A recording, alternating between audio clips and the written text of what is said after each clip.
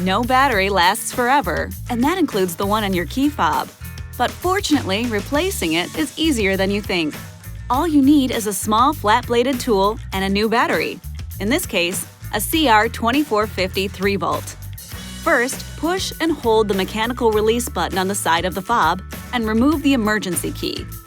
With the button side facing down, insert a small flat-bladed tool into the gap on the left side of the emergency key slot. Carefully pry the cover open slightly.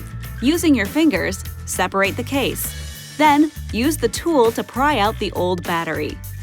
Insert a new battery with the positive pole facing up.